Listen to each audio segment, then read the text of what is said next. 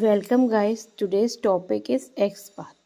In this video I will be going to tell you the Xpath syntax which we need to follow when we are writing any Xpath. Okay, so the tag name means the first word of our HTML code. Okay, when we inspect our code, so we get some HTML code. So there, like in the start, there one word is given like A or Dave or any other also word can be given, that is called a tag name. So we will be using that.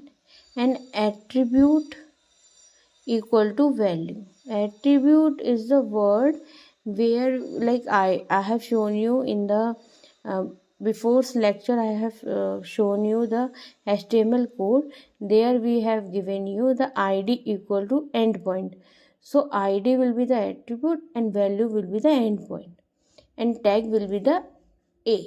Okay, so here we have second for text.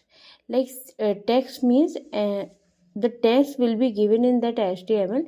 We don't know any attributes, then we use text.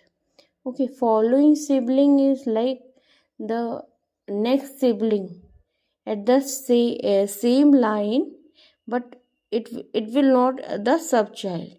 It will the next sibling like your brother or sister. Okay, not their child. Okay, so following sibling we will be using parent is the above node, like our parent are. Okay, from where we are derived. Okay, so we have here index number also. You can see index number we can give in like count 0 1 2 3.